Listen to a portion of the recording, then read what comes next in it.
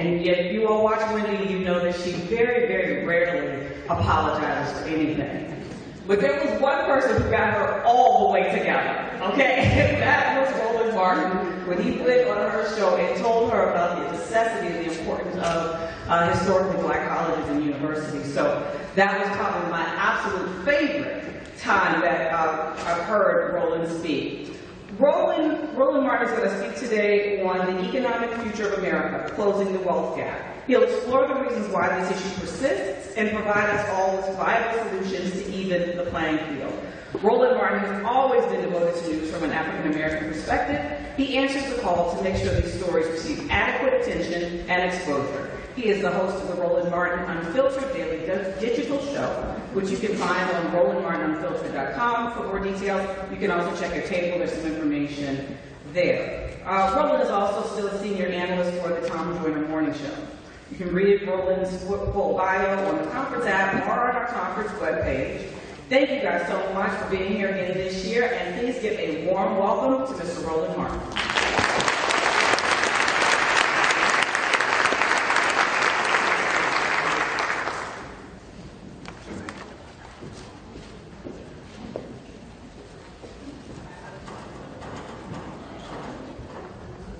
So how are we doing? Yeah. All right, glad to be here. Things been going well thus far? Yes. All right, hopefully y'all will not be falling asleep since you just had lunch. The itis doesn't kick in. And I'm glad to be here.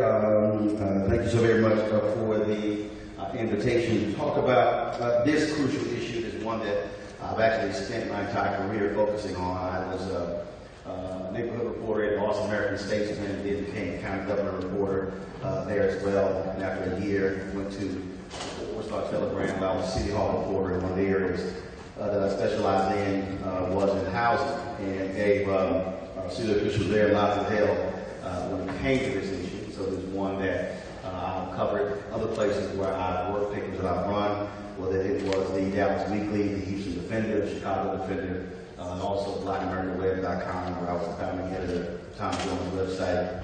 And then, of course, we've also used all the platforms when we had TV One, Washington, Watching News One Now, and also emphasized this critically important issue.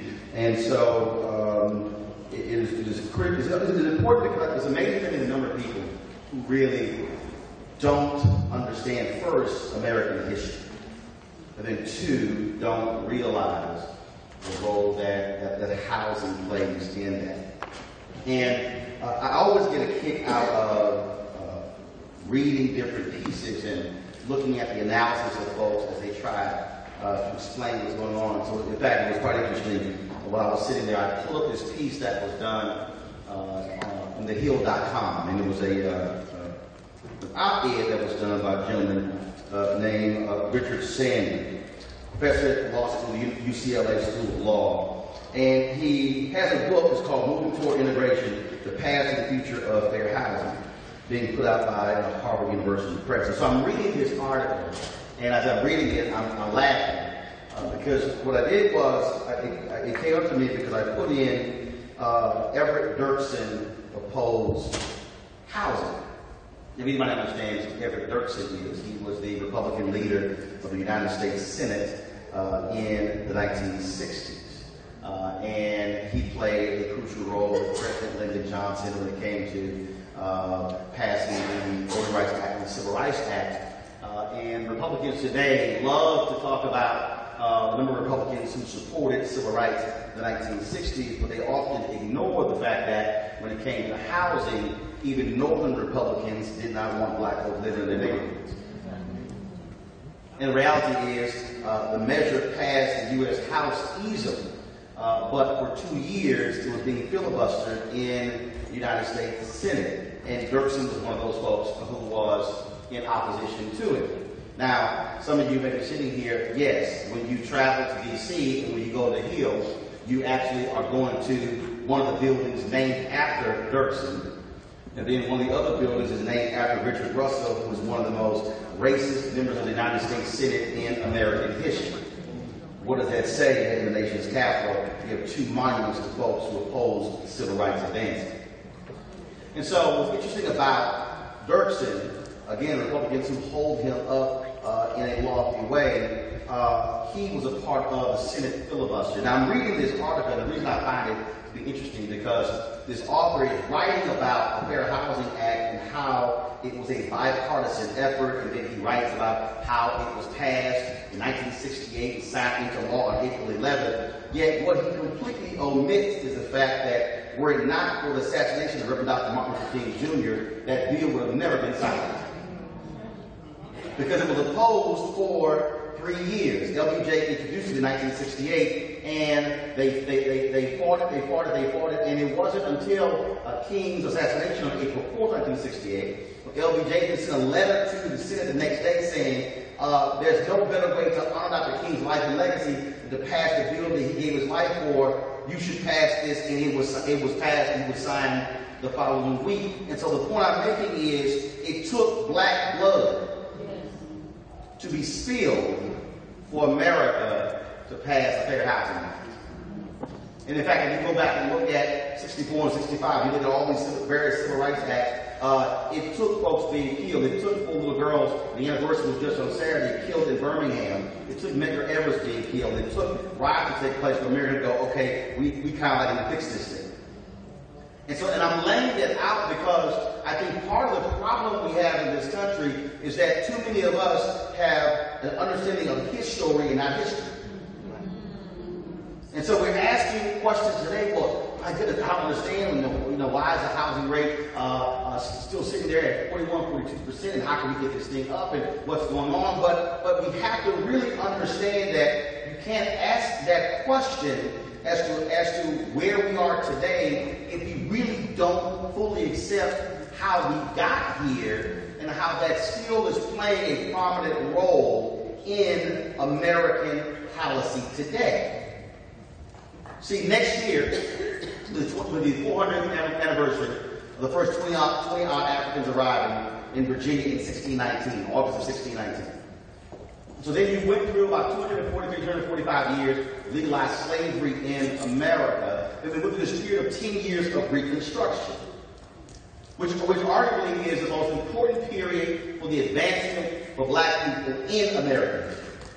13th Amendment, 14th Amendment, 15th Amendment, all those being passed in that particular time. Yet America, doing what America has always done, said, okay, fine, after 67 years, okay, we've done enough for the black folks. Can we just move on from this stuff? mean, only in America could you go through 245 years of slavery, and we somehow think after 5 or 6 or 7 years, we've done enough to fix what took place over 245 years. But that's pretty much how America has always operated. So then all of a sudden, there was an election in 1876, it was contested, and so a deal was struck, the Great Compromise of 1877, and what's interesting about this is a compromise that isn't written down anywhere. It was actually never officially voted on. It was done in the back rooms, and so the deal was struck, and the South said, look, we'll let Hayes be president and Republican if you withdraw the last federal troops from the remaining 3 southern state capitals. It's okay, we're going to leave these black people alone, we're not going to mess with them, everything's going to be fine. Well, the dumbass Republicans believed it. And the moment they struck the deal, Grant, who was the president, first pulled troops out. 2 state capitals left. They pulled the troops out. That's when Jim Crow started. So the next 92 years, that essentially was slavery in America without shackles. You get a Civil Rights Act was passed in 1870. You did not have another that was passed until 1957.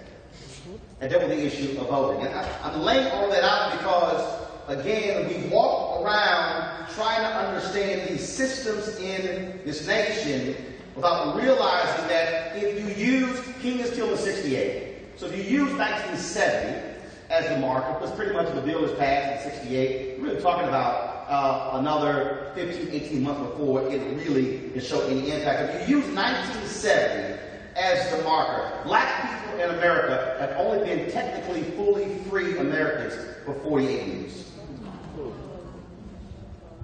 Now I want you to think about it. See, we walk around and like, oh, no, but slavery was so long ago. Yes, official slavery was so long ago. We can't deny 92 years of Jim Crow. And then we somehow can't deny that even though if you use the Civil Rights Act, the Voting Rights Act, the Fair Housing Act, those 3 critical laws passed in the 60s, you still have the after effects of that because it's not like all those folks who were believing in Jim Crow somehow left. In fact, they were still in power in the United States Congress. They were still in power in state capitals. They were still in power in mayoral offices. And so we act as if all those things just somehow magically disappeared and went away when in fact the very people who were defending blatant discrimination and racism were still operating and involved in public policy. But not just that, those are the same people who still were in power in corporate America. I mean, it's amazing when you meet Eddie Brown, who was in Baltimore, who became the first, I believe it's Morgan Stanley, he was the first African American who was hired as a stockbroker in 1972. And the reason I lay this out is because if you say that we were not technically fully free Americans, I'm going to be technically for a reason. Because when you still have to sue and still have to fight to live certain places, then you're not fully free. As Jackie Robinson said in his book, I Never Had It Made, he said, as long as one other African American is not fully free, then even I'm not fully free. And so, to understand the context, that means that if we were not technically fully free until 1970, I was born November 14, 1968, which means I was born into an America where I was not fully free. So, I don't have any kids, but I have 9 nieces and 4 nephews, which means that my nieces and nephews are the first generation of my family born fully free. So to understand that, it now puts us in the right frame of mind to understand what we are dealing with, because if anyone understands how you break down systems, we realize that those things are not broken down in just 1 generation or 2 generations. When you begin to understand how this nation used and abused housing to not only drive this wealth gap that's happening in America, then we understand where we are today. And so it amazes me when I'm sitting with people who are in public policy or sitting with folks on Wall Street who are trying to understand, well, how in the world did we get here? Why can't black folks just somehow catch up? Well, you can't have a discussion about catching up when you literally started a 100-yard race just with 10 yards left. And then saying, what's wrong? Where y'all at? And so by understanding that allows us to have a different type of conversation when we talk about how do we break down institutional barriers. Because this is a nation that literally used housing covenants to keep black folks from buying houses. That was put into law. The Supreme Court had to outlaw. Another example in terms of how something that happened in the past affects us today, you had numerous Virginia governors defending not allowing former felons to be able to vote in Virginia. It wasn't until Governor Terry McCullough who said this makes no sense, and he tried to give pardons to some 13,000 former felons. The Republicans said, no, you can't do that. You must do it individually. Took him to court. And for the first time, a white governor said, here's the reason why it happened. In 1902, a state legislature said on the floor of the Virginia legislature, we are passing this to keep the darkies from voting.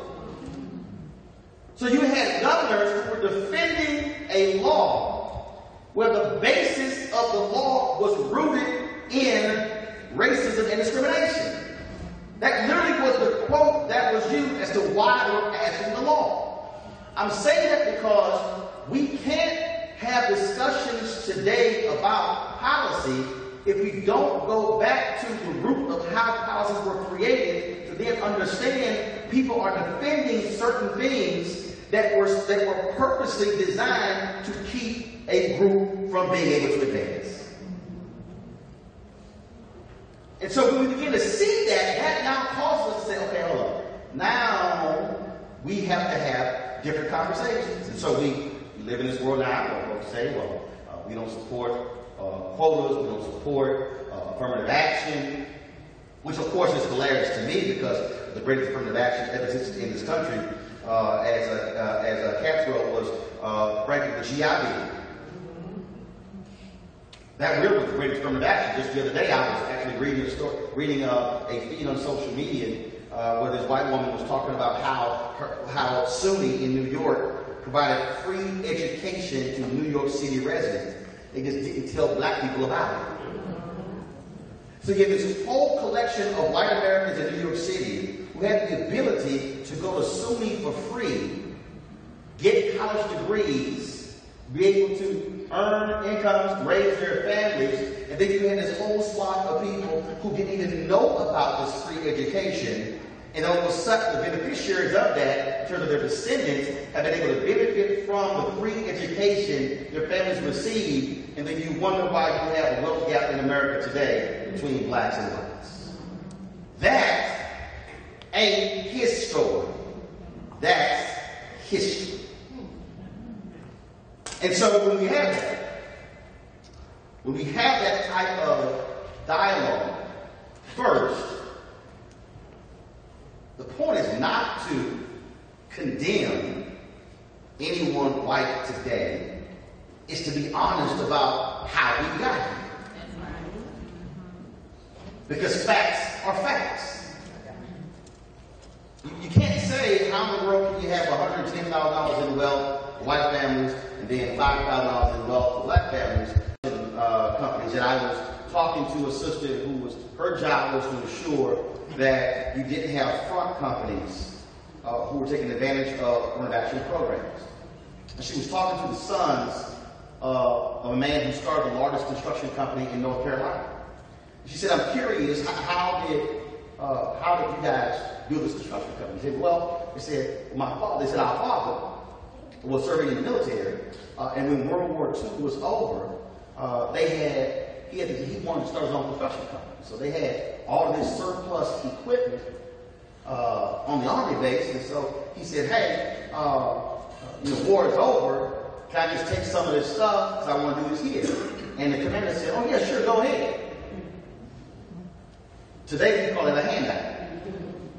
We call that governmental assistance. Yet you can't find a black soldier who's allowed to take even a shovel off of an Army base.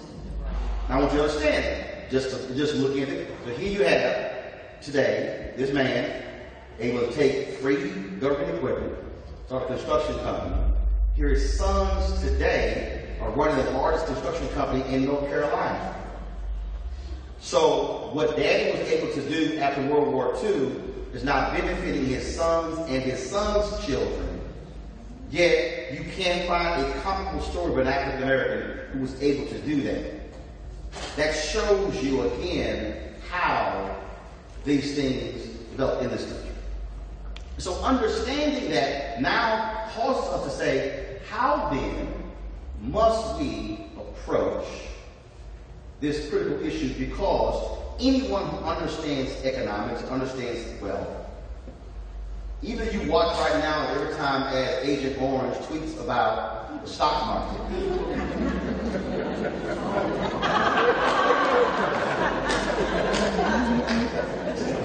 Half of America doesn't even own stocks. So in this country, folks are using the stock market as some indicator of how great the economy is, when in fact, the folks who are driving the stock market really are institutional investors and not everyday people. That's just a basic fact.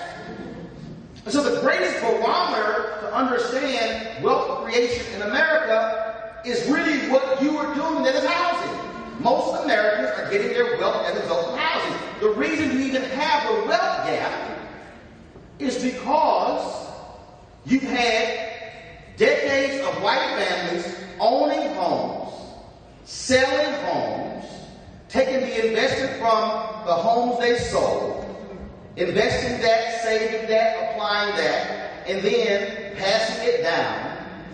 And all of a sudden, it's being through again what they passed down. That's really this idea of wealth. I had Bill Spriggs, of course, as an AFL-CIO economist, Howard University economist as well. We always talk about this. See, folks go, no. See, you go to school, and then you work hard, and then you get you a really good job, you can save and invest your money. That's really how it's done. He's like, no. He said, wealth creation in America has come through housing. And so, coming out of World War II, GI Bill, they bought homes. All of a sudden, cities exploded, suburbs exploded. Folks were able to have a home, and of course, they sold it. They bought them another different home, sold it for a higher rate. Yet, African Americans moved into neighborhoods where whites used to live. They jacked the rents up 4 and 5 times. You heard I say rent and not say mortgage. Not allowing people to own those homes. If they did sell their home, if they sold it for virtually the same amount of money they actually paid for it. And so you had now generations of black folks who never had the goods to be able to pass a home or the home equity down to the children. That's why you have such a wide wealth gap in America. I'm saying all of that because you literally will determine the future course economically of people of color in America. Now let me repeat that. Some of y'all are going to be like, I just scared the hell out of you. You literally are on the front lines in a war that will determine the future economic viability and the future economically of people in color in America. We can have all types of conversation about stocks and bonds and mutual funds. We can have all the conversations about don't buy Nike gear because of what we did with Kaepernick, instead buy Nike stock. We can have all those conversations, but the reality is, unless we confront the enormous gap that exists within housing, when 2043 hits and America is going to be a majority nation people of color, we, unless we deal with it today, we will look like South Africa. And that is a nation today that is majority black, yet those same black folks there are economically poor because due to apartheid, which did not last more than 50 years, whites have economic and political power, whites have economic power, yet now because of what has happened with Nelson Mandela, with ANC, blacks have political power, that means nothing without economic power.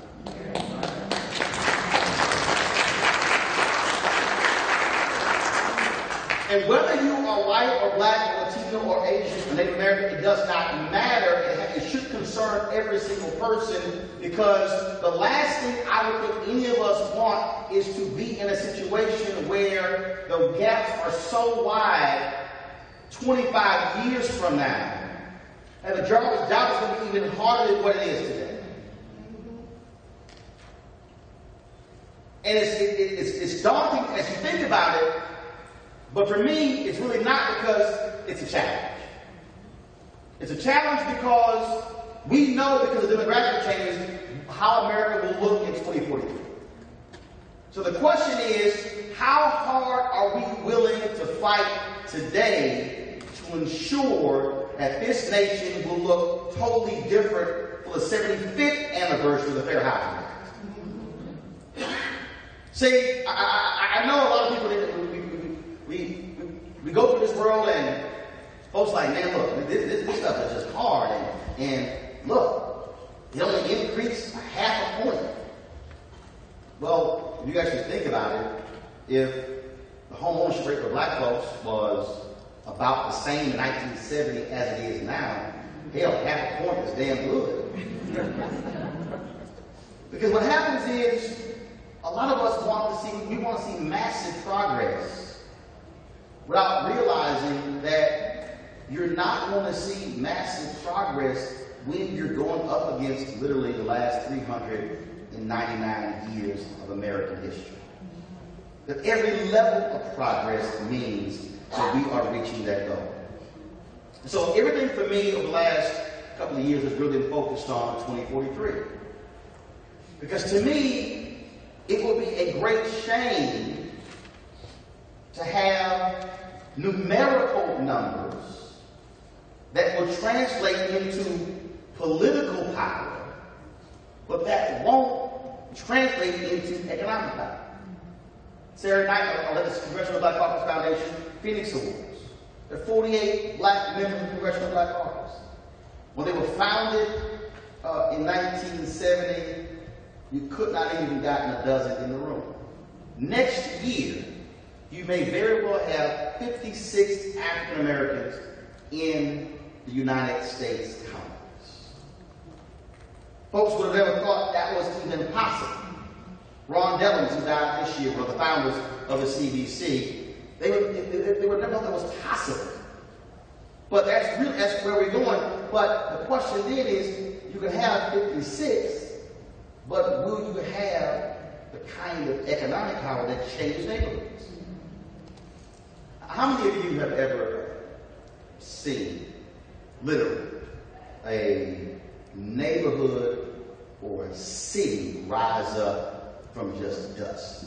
Like, I'm talking about like nothing existed. You've ever actually seen that?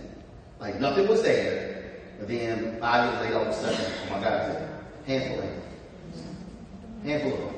I'm born and raised in Houston. And I've seen literal neighborhoods and cities that didn't exist, and all of a sudden, 5, 8 years later, you're like, what the hell happened? And what happens is, when you go to these cities, they always start off with you driving, and then you look, and then you all of a sudden you see a big old piece of land, and next thing you know, you have all these trees cleared out. And the next thing you see these little orange flags in the ground. And you're like, what? So they just marking off, okay, where lines are going to be, and also where pipes are going to be dropped. And the next thing you know, you'll see some streets that are paved with no names, just asphalt and curbs. Then all of a sudden you'll see 1 or 2 model homes on there. The next thing you see is, as things begin to grow and develop, you see 1 or 2 and 3, 4 and 5, and 6, 7, 8, 10. And then all of a sudden the neighborhood, they begins to pop up. So I would ask this question, so I'm curious to see what y'all know, since y'all know my house. What are the first 2 businesses that go into or near a neighborhood when one is first starting to be built? Say it again? Oh, that's everybody at one time. What you say? Gas station, grocery store? No. Hold up, over here. Yes. She's at Home Depot. No. Over here? Utilities? No. Businesses? No. Liquor store? Hell no.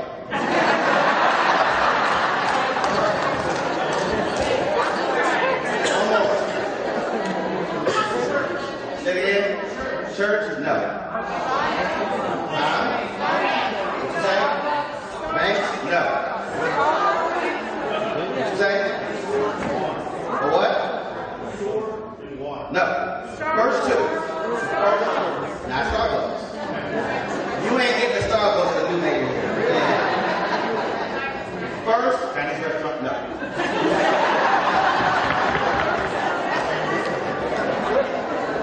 Not 7-Eleven. The first two things that consistently are the first businesses: a donut shop and a dry cleaners. Always. You will see a little strip center come up. It's going to be a donut shop and a dry cleaners. Because people who buy homes got to go to work, get their clothes clean. And they go buy some coffee, some donuts on their way. It ain't going to be Starbucks. It's going to be that cheap coffee, a donut shop you never heard of.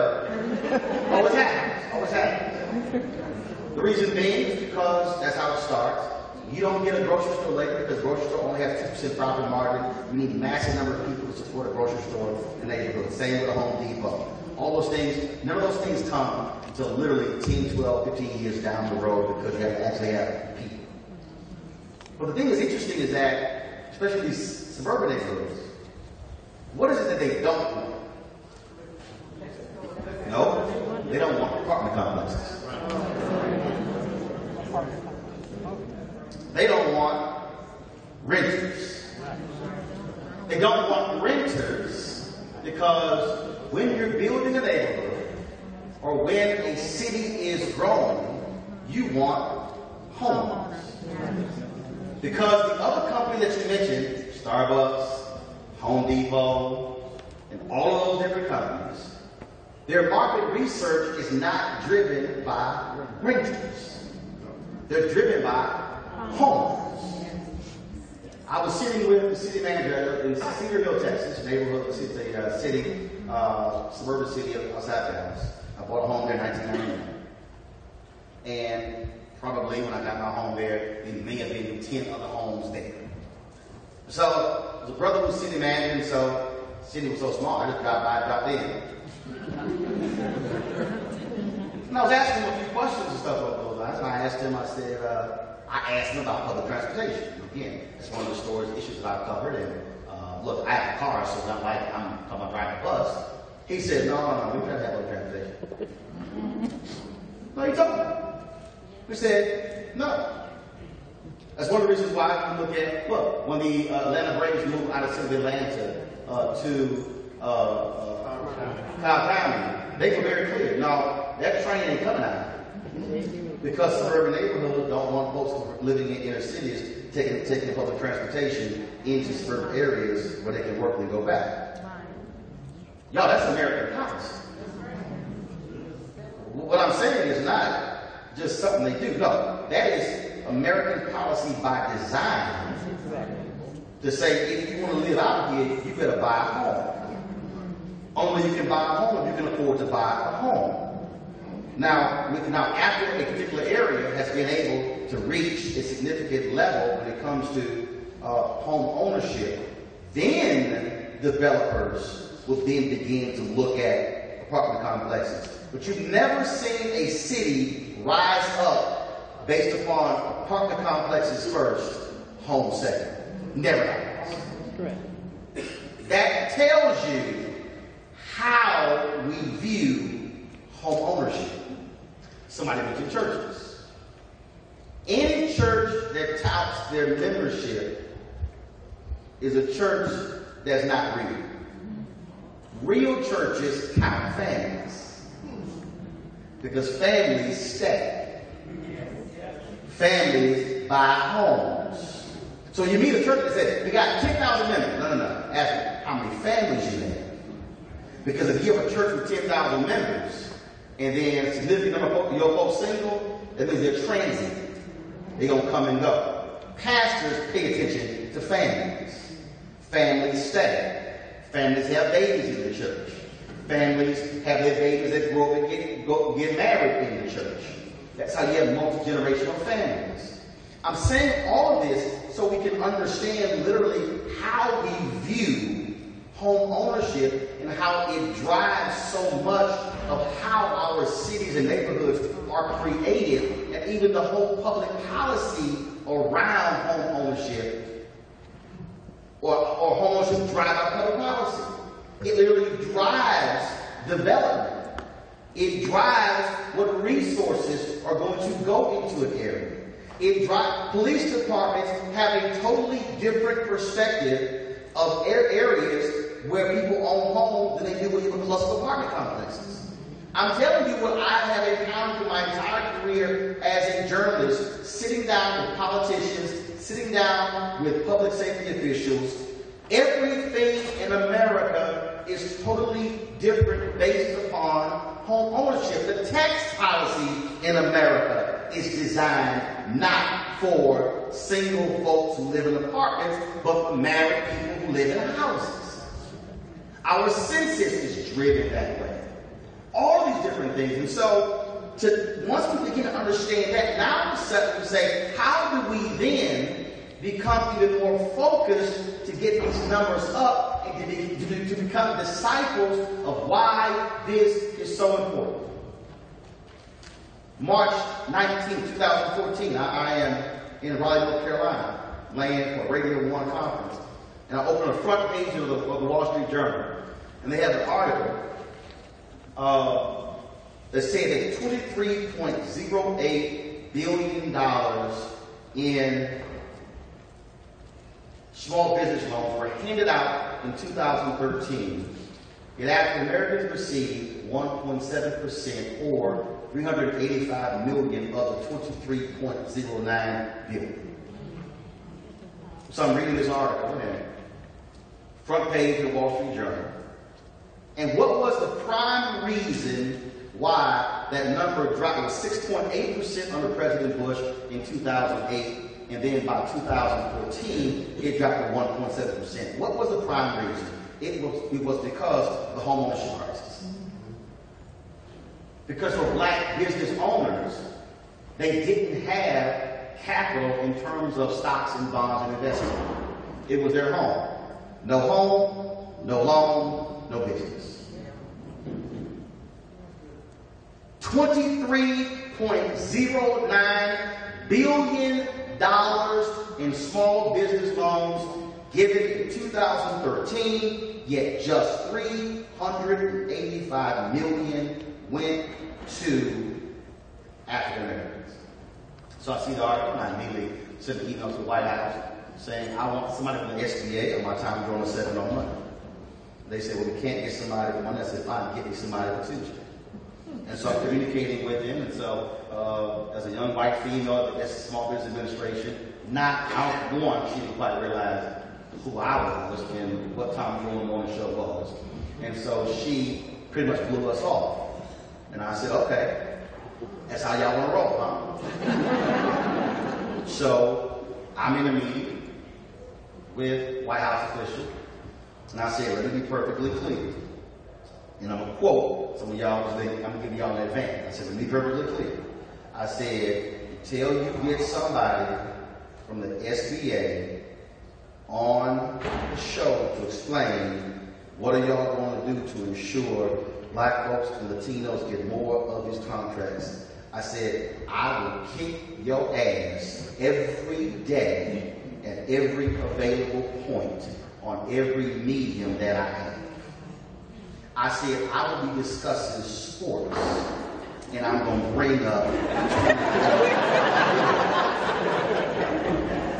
I will be discussing entertainment. Oh, no, let me be real clear.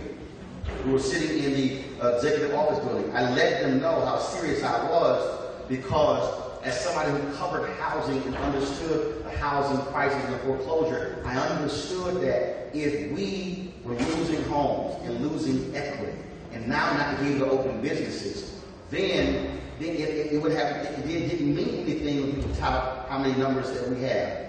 How's that manifested itself? Easy. 7 years ago, there were 1.9 million black-owned businesses in America. 1.8 million had just one employee. They were doing an average revenue of $110,000. Today, there are 2.6 million black-owned businesses in America. 2.5 million only have one employee. They're now doing an average revenue of $54,000. Here you have a 700,000 increase of black-owned businesses, but the revenue has been cut in half. And there also has a change in the fact that only 100,000 black-owned businesses in America have more than one employee. Housing is directly tied to that. And so now understanding all of that, now what that should say is, when you leave here, you must see yourselves operating as soldiers in a war that has to be won. Otherwise, if you don't think that way, it is a war that is going to be lost, and it is going to have a negative impact not on the people living today, but on the people's children's children's children.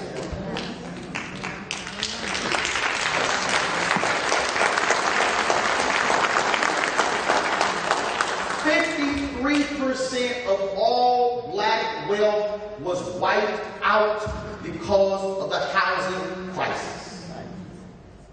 Not 20, 30%. 53% of all black wealth. It would take, when I'm talking, I had this one on my show in 2010. It would take 2 generations to replace the money lost 8 years ago. 2 whole generations.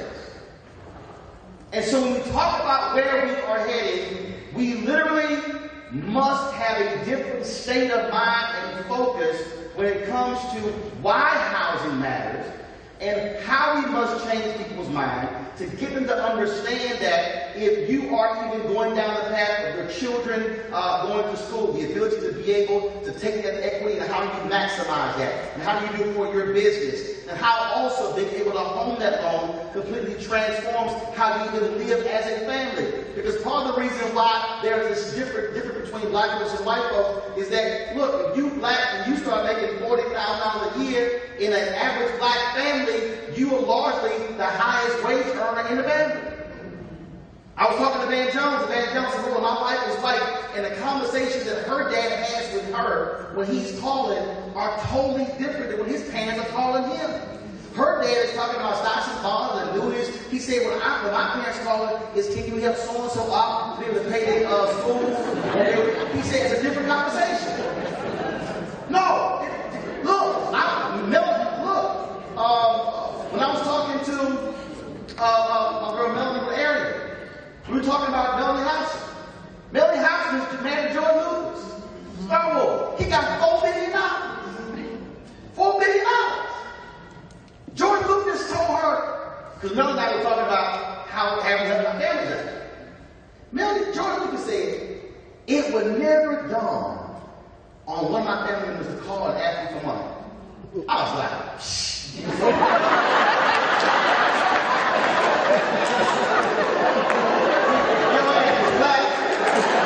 With $4 billion. You got a whole bunch of new relatives.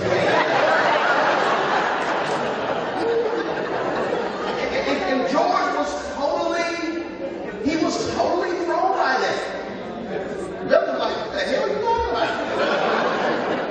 It is literally an entire different perspective. And so the financial decisions that we are making today have an impact because one of the reasons you also have a level of wealth gap in this country and also lower debt is that when you have white families who are able to invest, able to save, able to pass things down through inheritance, and so when that kid goes to college, there's a college fund for them, so therefore they're not taking out the same level of loans.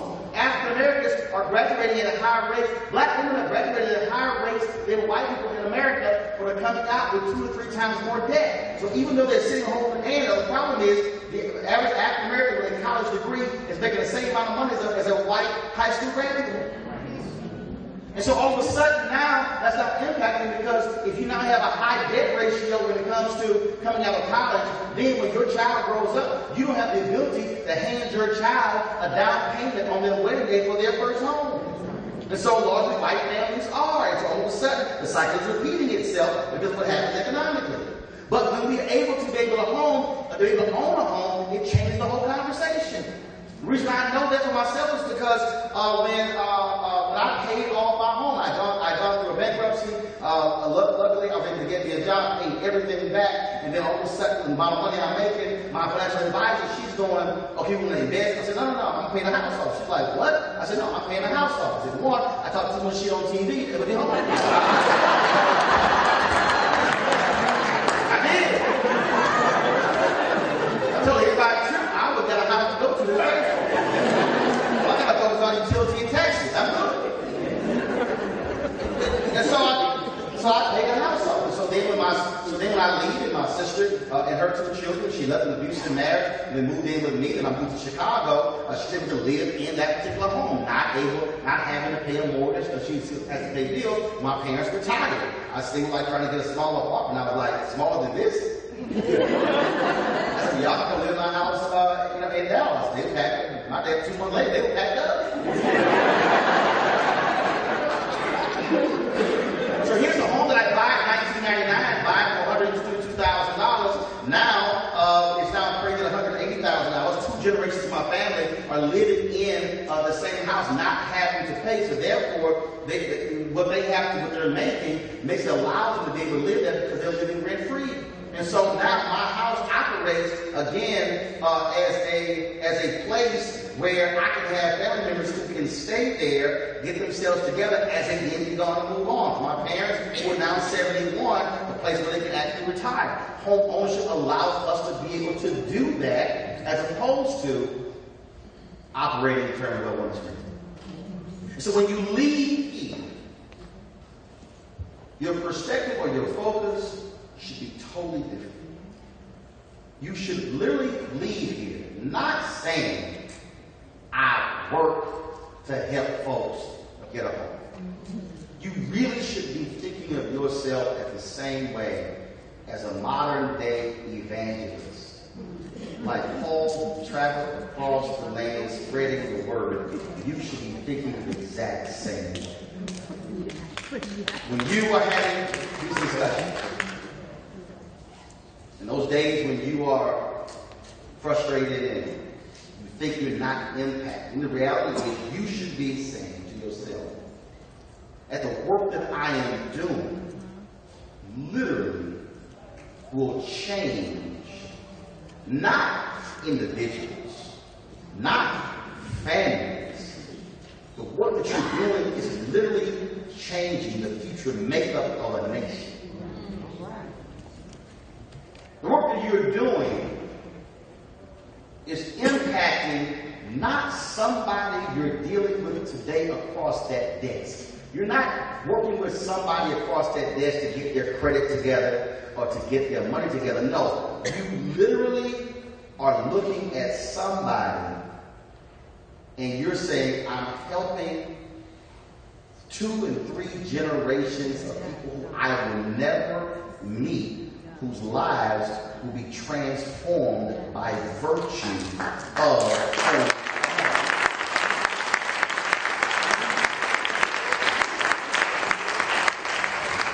Which means that beyond the work that you do with individuals, how you also approach policymakers has to be different.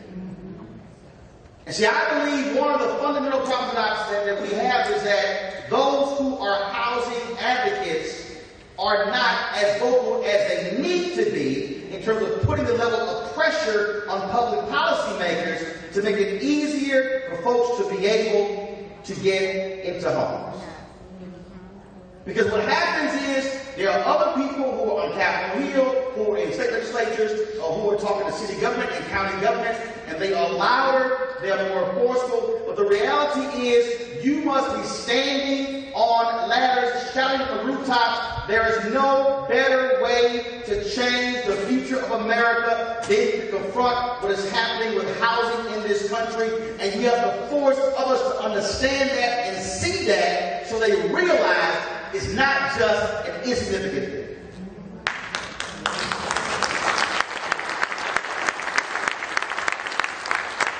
Which means you also have to challenge those who are in media who have no clue. 2012, we're sitting there on CNN and we're at the Republican National Convention. Mitt Romney gave a speech and I said, I don't know what the hell we just heard because I didn't hear. Here we are in 2012, still dealing with the home foreclosure crisis in the country. And trust me, I was killing President Obama because his HAMP program sucked, was supposed to help more than 1 million people. It barely helped 30,000 people. And then every time Sean Donovan would come on our show with a new housing program, I would say, you know, that may be the last that didn't work. I did. If you want to be honest, and I know black folks look at President Obama and say we look at Jesus and it's okay.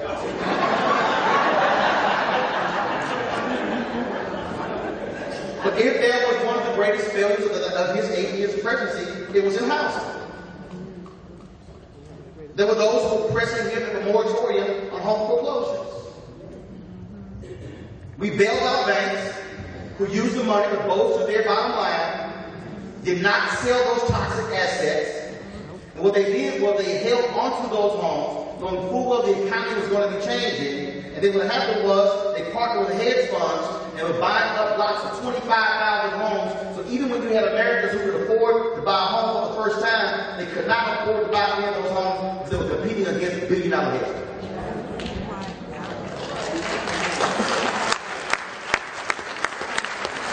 See, I'm not willing to criticize just Republicans. I would challenge Democrats. I would challenge Bush. I would challenge Obama because I understand what it means to actually own a home and how the development of family is tied directly to that. And I'm sorry, that was one of the greatest failures, what HUD did in the 8 years of his presidency.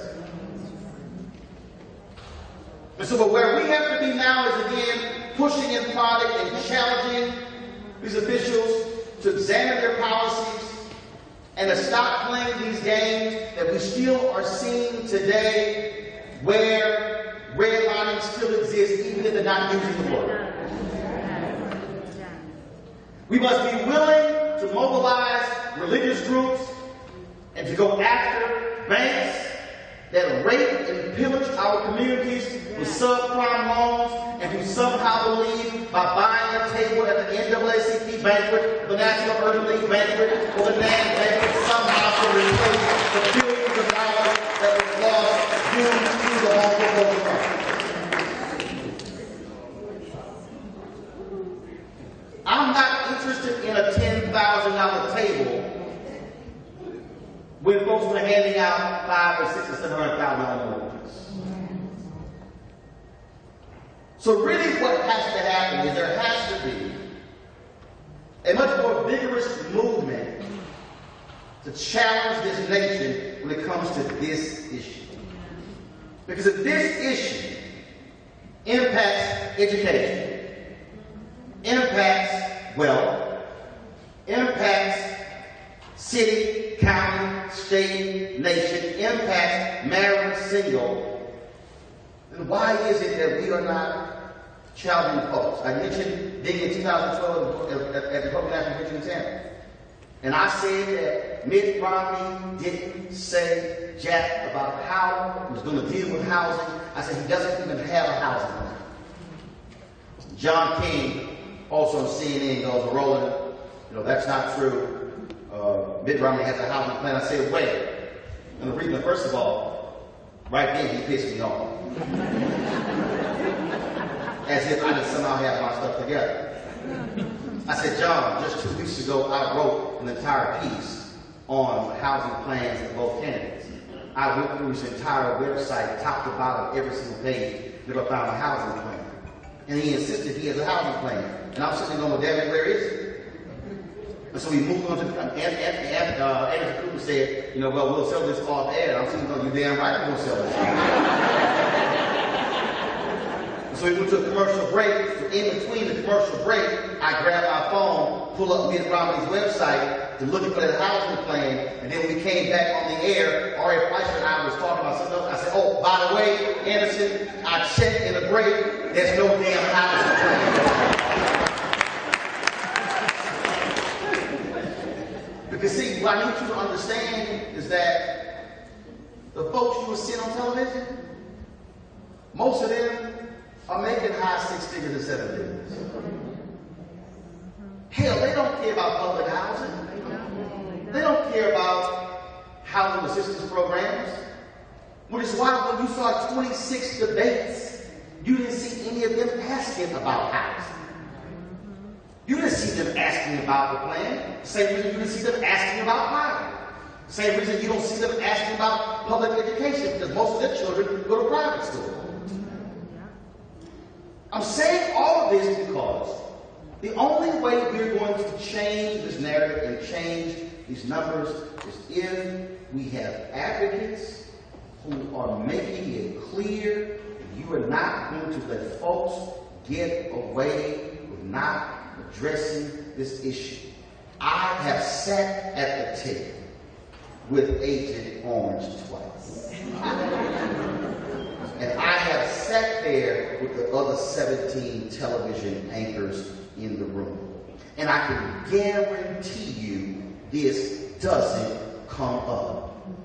And the last conversation we had, of course, when I was there, now, the whole conversation was off the record, but I will say, I can tell you this, it was one damn person in that room who asked him when the hell he would talk about the 50th anniversary of Fair Housing Act. And I got no answer. Well, the answer I got was, well, I'm sure what you're talking about. Let's set a meeting up with me, you, and Secretary of Housing, Ben Carson. I'm still waiting. And let me be clear. I don't care if Ben Carson's black. I'm going to jam his ass about housing as well.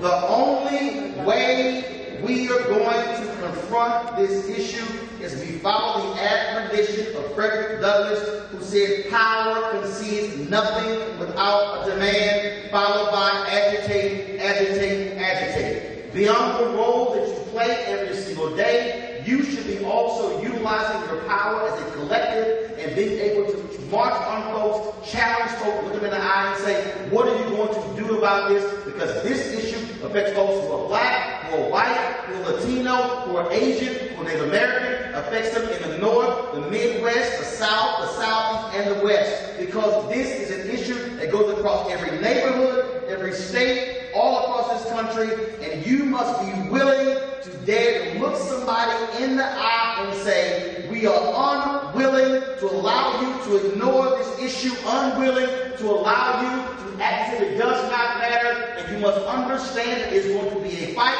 because you're going up against bankers who don't want to invest in neighborhoods, who don't want to invest in people, who only want to do small amounts, and when you are in a fight, that means you've got to be ready to fight, prepared to fight, prepared to battle, unwilling to back down. And as my frat brother Bertha Woodson Tandy said, we will fight until hell freezes over, and then we will fight on the ice.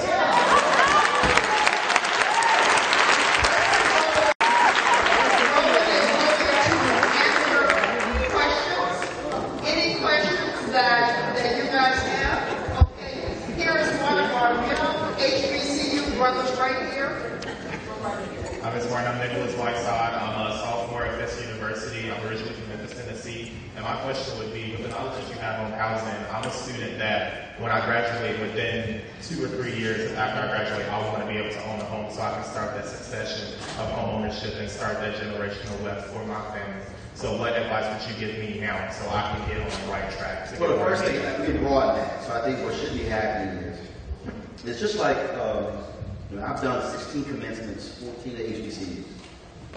One of the things that I've said to presidents is that you have to So you must teach tithing to your university when a student goes on campus.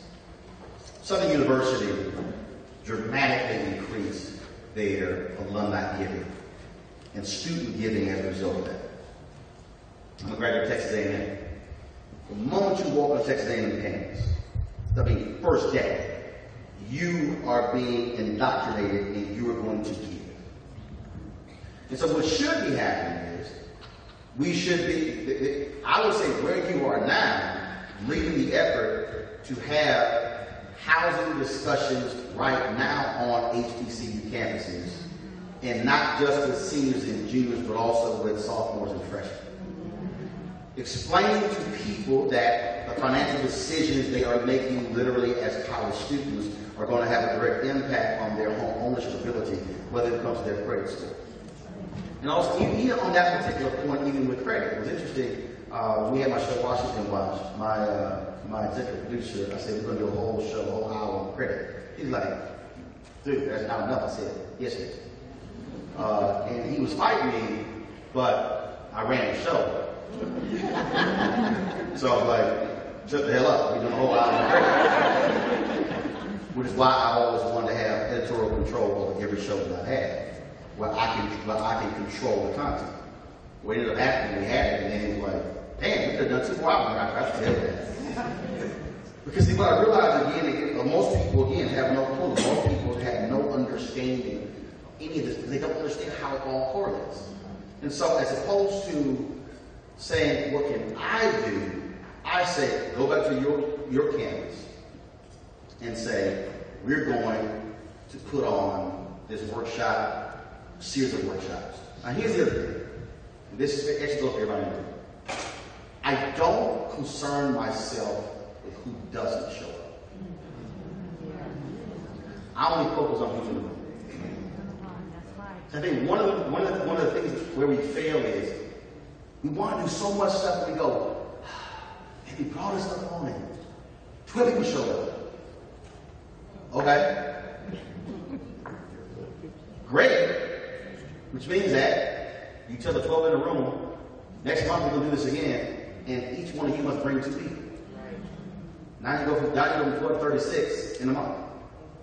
And so I believe in small successes will lead to big successes. And that's what I would do.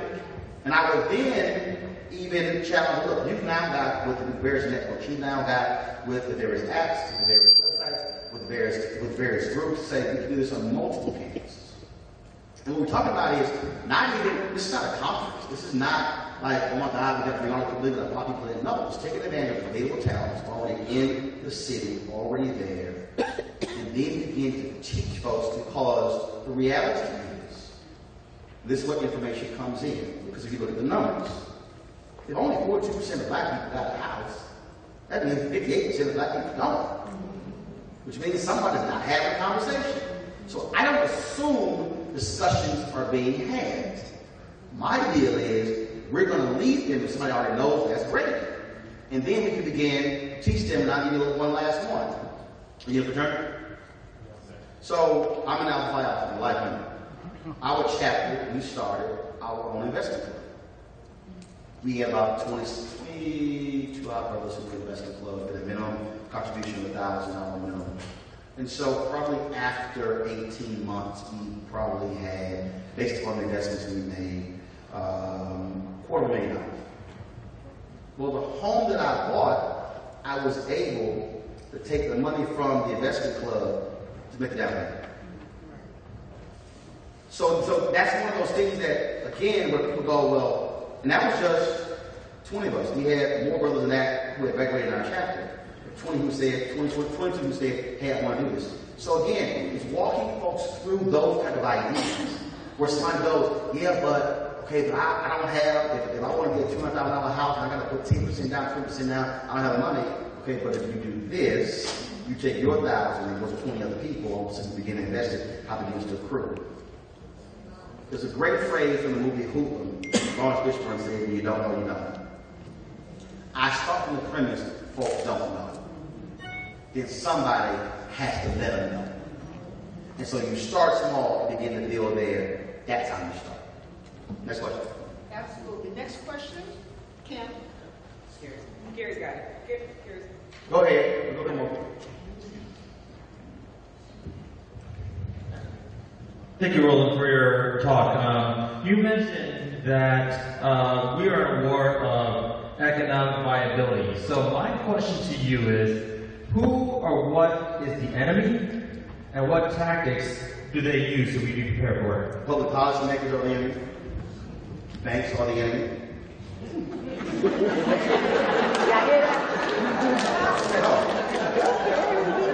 Very serious. Very serious. And the reason I'm saying that, for example, the bank for my parents had an account for 25 years. Went through several homes. My parents never changed banks. That's where their money went every single month. And when it came time for a loan, sorry, can't give you one. My parents were loyal to the bank for 25 years. Banks were like, nah, we're good. Oh, okay. That's how y'all want to roll. Take my money out. See, the issue I have with that is that when we saw it with the home foreclosure crisis, I use the phrase "me in," which means that you have to be focused on your greatest shareholder, which is you. We live in a nation that folk care about their bottom line, not your bottom line. And I'm sorry, banks care about their bottom line. And so, if that's the case, in the end, if banks are not properly educated, if banks are not using their vast resources to teach, to walk people through, and just saying no. As a reporter, I'll never forget it. My buddy yesterday did a story on these folks who were trying to get their home refinanced. This was like 2009, 2010. And they recorded them on the phone, and the letters, and the emails down. And it was 15 months of hell they went through.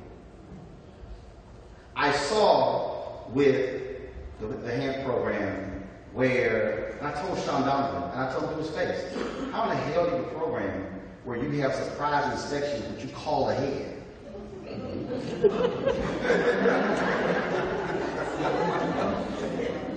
That's not helping people.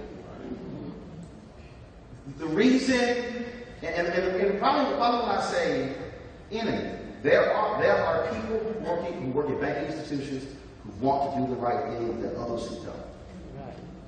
And I believe in rewarding those who do. I'm not saying everybody gets along. This ain't when Oprah giving a show, you get a car, you get a car, you get a car. But I do believe that there is somebody who can't qualify. And there should be a system to say, okay, we're going to send you here to help you and put you in a position for you to qualify.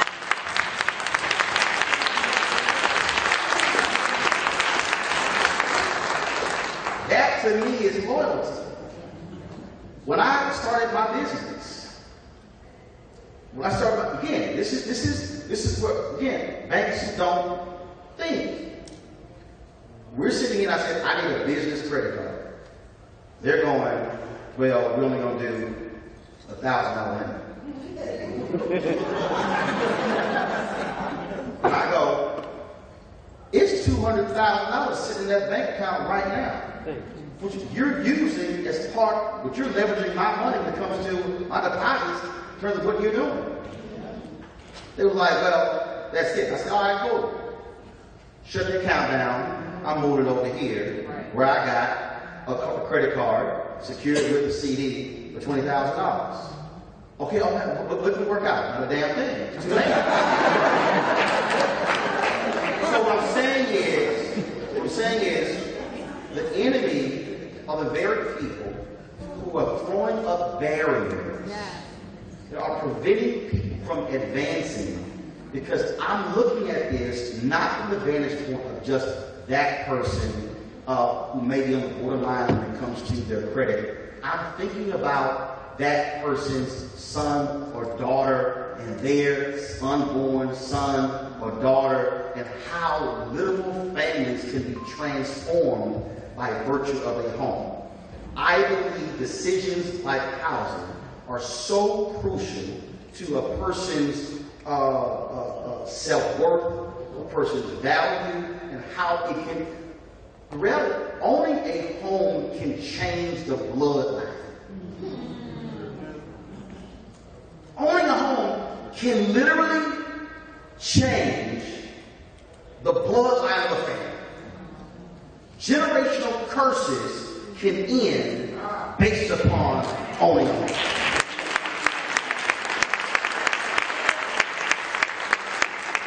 So I take it more personal because I have witnessed when people were able to move out of certain neighborhoods, they were able to move into a place where they got a home, or they were able to send their kids to a different school based upon where the home was, or able to find a different job. And so I believe when barriers are being put up that are unnecessary, and people are not offering options to help somebody go from here to here, that's what I define as an enemy. And I dare say the politician, or the bank, or the mortgage company, or the credit union, or take your pick. Those who are trying to help people better themselves and their family, that's who I consider allies and not enemies.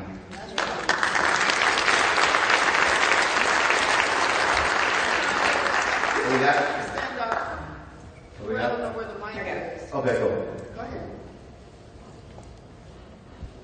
Hello, Tanya Torres from this university, and my question to you is, what role does racial redlining have on gentrification, and what can be done about it? Oh, it's huge. Look, gentrification is a huge issue, but again, it's understanding where history comes in. Okay. So you had 50s, 60s come along, you had covenants outlawed by the Supreme Court. Then all of a sudden, fair housing laws come in, black folks move in, white folks move out, suburbs increase, black folks move to the suburbs, white folks move out further. Look, let's just be honest. Housing in America has been designed as a way to get away from other people. Tied to economics. Because if I'm able to build a neighborhood where the median average home is $300,000, if you can't afford $300,000 house, I mean, that's how it is. Our entire education system is built around where you live. So people talk about, okay, why do we have the same level of segregation in schools in 2018 that we had civil rights movement? Because our neighborhoods are still, look, you drive around, what do we say? Let's just be honest, let's not play PC. White neighborhood, black neighborhood, Latino neighborhood, Asian neighborhood. That's what we say. And why do we say that? Because who we see. If I'm driving and I see a number of white folks jogging, and white folks at Chick-fil-A, and white folks at the grocery store, white neighborhood. That has been how America has operated. The problem that we have is we act as if apartheid was only in South Africa. No, apartheid existed longer in the United States than South Africa. And so that's how it is based. Housing determines our voting. Electronic system, ballot system. Greater resources here, fewer resources here. All driven by housing. Why? Most of our economic system is driven by property taxes. Property taxes based upon value of a home. Fewer home ownership, more apartments, lower property values, lower amount of tax revenue. Homes over here, higher home value, higher property taxes, and then that's when people say, I want my money from my neighborhood going into my school and not yours. That's the American system. Whether we want to be honest or not, that's how we are set up. And that's driven by race. It has been, and it still is. And if you integrate, what did Chris Rock say? Chris Rock said it's two black people who live in my neighborhood, me and Mary J. Blige.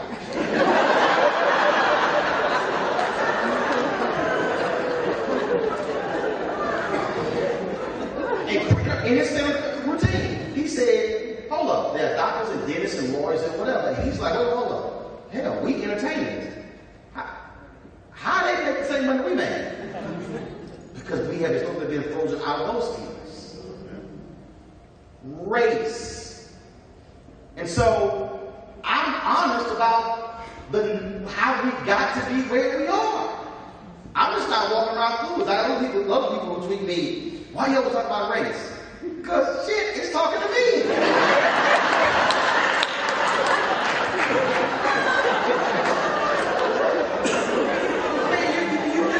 I'm sorry.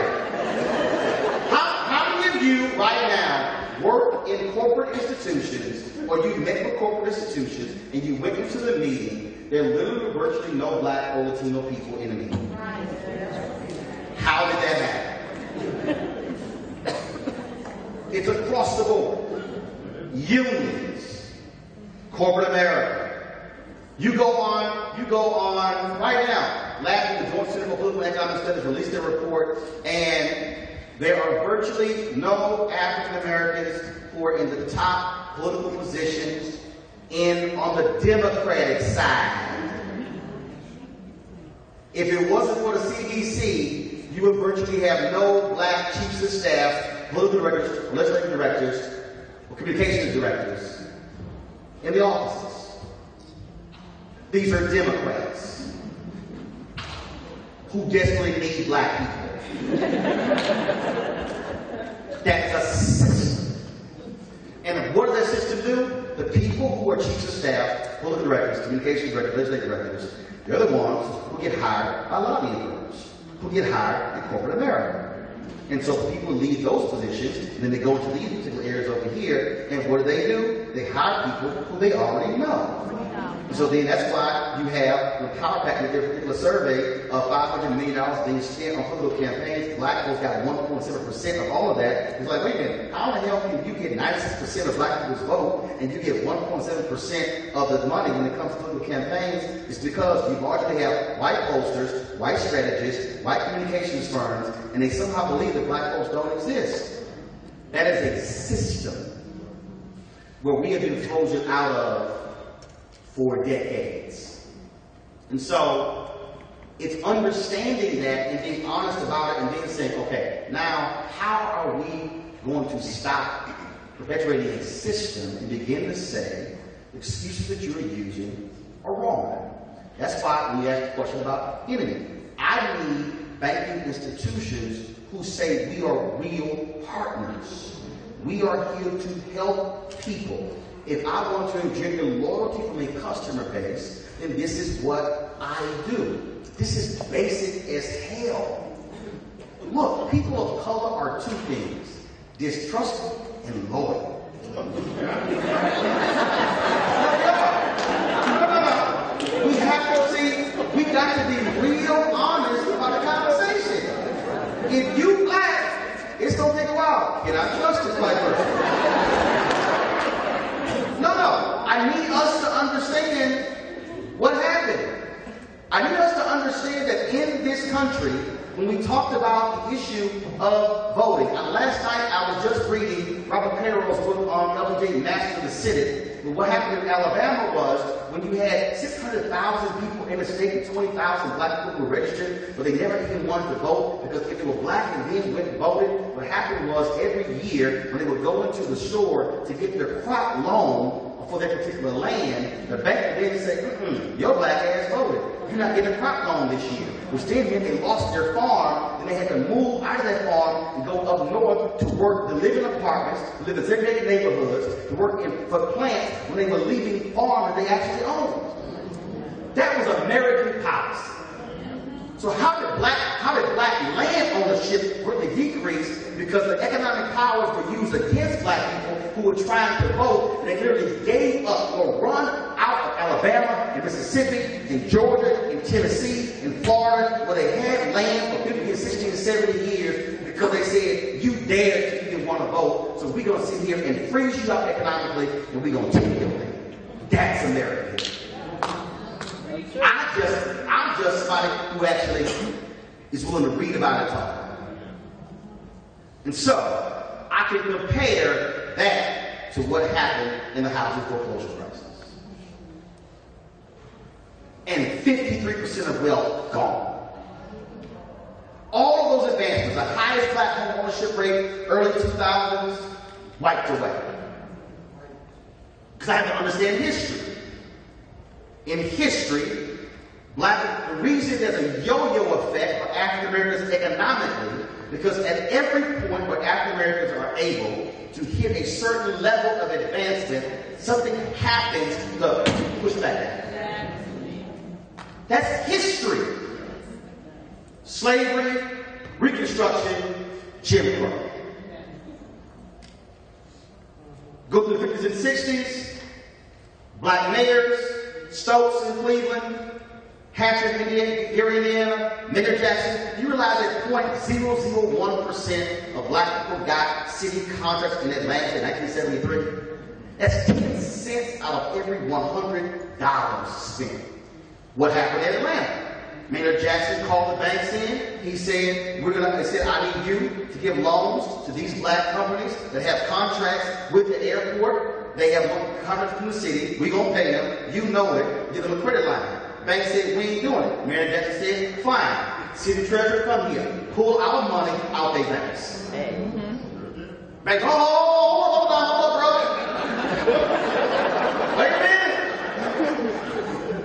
Maynard Jackson used the leverage of his political power to tell the banks, you don't want to loan money, extend credit lines to black-owned businesses, then I'll take my money out. So why is Russell Construction today the largest black construction company? Because of what Maynard Jackson did.